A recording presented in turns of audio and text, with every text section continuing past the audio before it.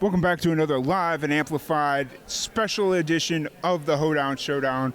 Here at CRS, we got our special guest with us here, Bigg Vinny. How's it going on, man? Holla, holla. It's a Hoedown Showdown, Hoedown Show. And we can go the Holiday Inn, too. That's when I was doing it, that's what song was in the back of my head when I first came up with the name for the show. I was like, for whatever reason, I was just listening to Chingy. Come on with it. And then my dad calls me. He's like, you realize that's a Miley Cyrus song, right? And I'm like, no, there's a difference. Yeah. Well, I mean, we love Miley, but, you know. Yeah. It's called the Hoedown Throwdown. There's a difference. Yeah. But excited to have you here. Excited to sit down and chat with you a little bit. So for anybody that's just getting to meet you for the first time through our platform and whatnot, kind of give us a brief background of who you are, what you're about. So a little background on me. I was signed by Toby Keith whenever I was 22 years old and went on the tour with him for a long time with Show Dog Universal. Had several songs out to radio, did well. I think we had 5 in the top 40, and we're blessed to get to do that, 1 in the top 30, and man, we got to do a lot of great things. Well, during my time on that, I gained up to 500 pounds. I went on a TV show called The Biggest Loser. I lost over 211 pounds, completely changed my life. And since then, you know, I've started come back. We had Trailer Choir for a while, the band that got signed. We still do that some, but then I've now started my own solo career, putting out my own music, my own thing, you know, kind of singing my own song and taking a crack at it. And just out there running around, living, doing my thing. I just got back from Fort Lauderdale, Florida. I placed in the top 10 in the Great American Speak Off for public speaking with Grant Cardone. So it's been a whirlwind, but I keep going with it. That's awesome. You are the first person that we've ever had from The Biggest Loser. Come on with it. I'm literally over here collecting reality show contestants. Come on. So first person from Biggest Loser. Who else we got? Listen, anybody that was on The Bachelor or Bachelorette, you've taken up so much time of mine and my wife's time, because she watches that show and there's no interrupting her. Yeah. When that show's on, she's like, no, don't talk to me. I'm like, you talked to me the whole time I was watching Monday Night Football. Dude, don't talk to me. All right, whatever. Bachelor, it was that weird offset of where they had the musicians with them. It came out like right as the pandemic came out or started kicking off. It was Music of Love or something like that. It was something like Bachelor Music of Love or something like that. Well, so, yeah. I'm in with it. Yeah. But excited to have you here. So we're growing up, what was it like? What was your upbringing like? What was it like? I was born and raised in Perry County, Tennessee, about an hour west of Nashville. And I guess an hour and 30, hour and 45 to my house because I lived out in the middle of the woods. We had a little farm. We had everything from corn to strawberries to zucchini and squash, things like that. So I grew up picking corn and all that other good stuff, shucking. There's like, oh, you get to pick it, but then you get to go shuck it. You know, so did that. We lived off a lot of deer meat and things like that. We were pretty poor. Didn't have a whole lot of money. Pretty tumultuous childhood. My stepdad was former military, and he was pretty brutal on me and my brothers. Oh, wow. And so I lived through that, but made it through it and was blessed. I went through a lot of trauma, but that led me also to knowing how to be hard work, how to overcome things, how to be better in life. Yeah. So sometimes when you go through things, you kind of become those things. Yeah. But I think other people go through things and they say, nah, I know what not to do. Fair. So you can learn how to do stuff by watching it be done or by saying, hey, I don't ever want to be like that again. Yeah. And so went through all that, played high school football, was all-state football player, all-state power lifter. Did all that, and then I went on to work at Sonic Drive-In, where I placed third in the Dr. Pepper games, which nobody's even going to know what that is unless you worked at Sonic, but it's like the Olympics for the Sonic. And then I got my record deal with Toby, so. Sure. I have a feeling it's like the beer Olympics that we used to do at Marge. Yeah. Except for it's like with ice cream and slushies. Fair. You get ice cream headaches. You don't have a headache the next day, but you get a headache right away. It's great. Fair. And, it's not, well, I mean, I guess it's slowly killing you, but in a different way. Yeah, in a different way. So, what was that experience like getting to work with Toby Keith and all that? Toby was the best guy ever, man. I learned so much about business, but more than anything, I learned about how to treat people. A lot of people look at Toby. He was kind of the strong and silent type, whereas I'm a big extrovert and I'm crazy and out there and different. But Toby, the way he would treat people, the kindness that he would show people, and never let anybody report it. Like, he didn't let his charitable things go on TV and radio and stuff. But I watched him do some amazing things. And so I learned about how to be a good man how to be straightforward with people. He was the kind of person that would just tell you exactly what he thought. Yeah. And I've adopted that. So I'm the same way with people now. I figure that's better than beating around the bush. Go ahead and get it out there. Let everybody know exactly where you stand, where you're at, and then, they can make the choice. But it was incredible. He taught me everything. He taught me so much about music, so much about business, so much about just being a good human. Yeah. And a great dad. He was a great dad. Yeah, for sure. I feel like a lot of people would benefit a lot more being more of a straight shooter. Oh, yeah. Like, I got a lot of people that hate me because of how straight I am about some of my opinions on things. Passive aggressiveness just means you're hanging on to the aggression. Yeah. Because if you don't go ahead and just say, like, hey, this makes me mad. Let's just go ahead and get this out of the way. And then you can say, oh, man, I'm sorry, I didn't realize. And you can share your different points of view, because I think perspective is a hard thing to gain, but an easy thing to lose. Yep. And a lot of times you see it through your eyes, they see it through their eyes, and you don't realize that the other one feels the same way you feel. Yeah. So if you talk about it and you get it out there, that's when it changes the world. If you want to change the room or if you want to change the world. If we sit down and talk about it and realize that, hey, we're not really so different. We all want the same thing. We want to wake up every day. We want to make money for our families. We want to feel secure in our homes at night. We want to be safe, and we want to have a good life. Yeah. That's most everybody. Yeah, absolutely. 100% agreed. So if anybody's been living under a rock, we lost Toby Keith. It was a couple months ago, I guess, at this? I guess about 3 weeks ago now, 3-4 weeks, about a month maybe. About a month, okay. I don't know why I was thinking months ago, but no, it was because the void that it takes to fill him feels like it's an eternity. Yeah, fair.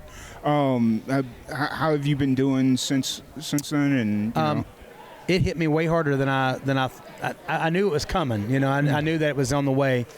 And I woke up at about 2:30 in the morning, and I had a message that was sent to me by my buddy Drew, who is his son-in-law, Toby's son-in-law.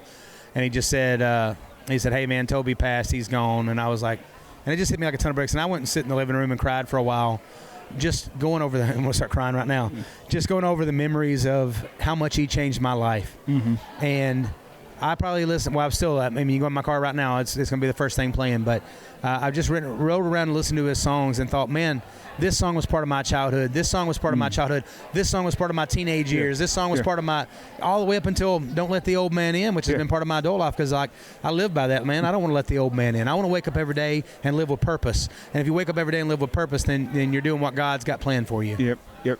It was one of my favorite memories of. So since we're kind of on this train was. This may be a very obscure memory, but growing up in college, Red Solo Cup was our kind of our anthem. It was always on every Friday night, and I just remember some really good nights. So I got an interesting story that hadn't been shared a whole lot. Okay. So the Warren Brothers wrote that song with the Beavers Brothers. Okay. Well, the Warren Brothers pitched it to Trailer Choir, to my band. Yeah. And we wanted to cut it because it was awesome. It's an awesome song, obviously. Yeah. But we knew that if we cut it, it would probably not get the love that it deserved. Mm-hmm. And so Butter actually emailed it and sent it to Toby and said, Toby, I think you should cut this song. Nice. And Toby cut the song. Yeah. And, man, that was just a special moment to know that we had that little bit of piece of, a song that, because most every song Toby wrote, a lot of people don't realize that. They're like, oh, he had Chuck Cannon that wrote How Do You Like Me Now, and he had Scotty Emmerich, and he had, who was the one who was working with Bobby Pinson at the end, But they don't realize he wrote like 17 or 18 of those songs by himself. Yeah. Out of his 42 top fives or whatever it was, 20 number ones, true number ones. And people don't understand a true number one goes at number one on Mediabase and Billboard, like all facets. And that's when it's called a number one. But he went number one on one, but might be number 3 or 4 on the other one. So he had so many more that hit number one on certain charts that didn't hit it on the others. So he was incredible. Yeah, he was. So you Trailer Choir. Yep. Are y'all still playing, or we do still play if somebody calls and the money's right? The thing it's got to is it's got to where it costs so much money to tour, and I always want to be honest with people and say, look, we got to charge you $10,000 or we got to charge you $15,000. Yeah. I want you to know if you have a built-in crowd, we're going to put on a show for them. But if you're trying to sell tickets on us, I don't want to elude you that you're going to go and make a bunch of money selling tickets on us. And I know that's not probably the smart thing to do, but I think it's the right thing to do. And I'd rather do the right thing than the smart thing every time. It's smart in the sense that 10 years from now, if they need a band, knowing that, hey, these guys were straight with us and said, hey, we'll put on a good show, but we can't necessarily guarantee we're going to. I mean, I don't ever want to show up and then somebody have spent their hard-earned money and take a gamble. Now, if they say, look, it's a fair, we got a built-in crowd, there's going to be 8,000 people here anyway, cool. Then I'm going to show up, I'm going to put on the best show that anybody put on. But if they're saying, man, I'm scraping together every dollar I can to try and make this thing happen, I just hope we have a good turnout. I'm like, nah, bro. You need to go and book somebody that sells tickets better than. Now, there was once upon a time we sold those tickets. You know, and I had no problem getting $30,000 from somebody because I'm like, we're going to sell those tickets. But I'm a very honest and straightforward guy. So. Yeah. For sure. So you'd mentioned that you're working on a solo project now, or I am. I got a solo project just under the name Bigg Vinny. That's Big with 2 G's. Bigg Vinny, Vinny. And if you look me up under Bigg Vinny Official, you can find me on all the social platforms and everything. But I had my first. I've had several songs come out, but the first one I've kind of put any juice behind was called Battleground. It just came out about a month and a half, 2 months ago. We're at like almost 200,000 streams on Spotify. It's starting to connect. And then the music videos at like 150 or 60,000 streams on YouTube, but it got featured. Part of the big help and success, it got featured in People Magazine as one of their songs for the year, you know. And so that really helped a lot. And then MTV actually added the video to MTV. So I've had a lot of songs on CMT. It was the first time ever getting on MTV. So that was a cool moment. I'm glad MTV is still supporting music. Yeah. There is. There's you know, a lot of these, like even CMT has like CMT Pure. And they still show a lot of music videos. But, you know, I wish that we had more of that on the actual deals because I used to love watching music videos. But now I don't think people make the kind of music videos. And when you made a music video back in the day, you made like a mini movie. I mean, it was like there was some time and effort. And it was a lot of money.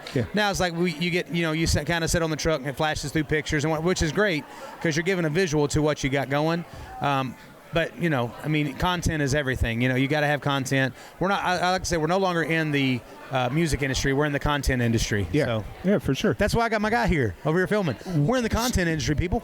So is he vlogging for you, or what's he filming for? No, I just brought him out. He's one of my good buddies, and his name's Random Bop, and he's freaking awesome, as you can tell.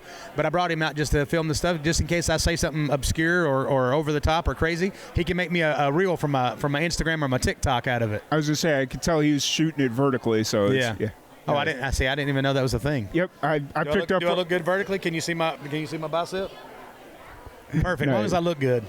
But yeah, no, I'm excited to hear more. I've got an opportunity to listen to Battleground coming up here. I had a 12-hour car ride, so come on. Battleground got a good hefty rotation on the way. Did you get amplified on it? Yes. Did you live and amplified? Yes. 100. It ain't a passion that we learn. We were born with it. Yep. I mean, hey, that's what the whole thing's about. Is just I want the Battleground. That song was born out of just saying, hey, you're going to go through some things in life. Yeah. And if you show up and you put on the work boots and you go at it, you can come out on the other side and do something great. So welcome to the Battleground. Yeah. I think that's one of the things that drew me to it, because there's definitely plenty of points where I could have just, okay, I'm done. I'm going to go work my 9 to 5, and that'll be my life. And I haven't. You'd be miserable. Yeah, I would be. So. Sometimes money and misery go hand in hand. Yeah. So 100%. So if anybody wants to check out your music or interact with you on social shows, all that fun stuff. It's just Bigg Vinny Official. That's Bigg, Bigg, Vinny, Vinny Official. If you can't spell official, neither can I, so whatever. BiggVinnyOfficial.com, and you can get connected to my Instagram, my Facebook, my Spotify, TikTok. Everything's on there under Bigg Vinny Official. Awesome. Well, once again, thank you so much. When you're not doing music, what are you doing?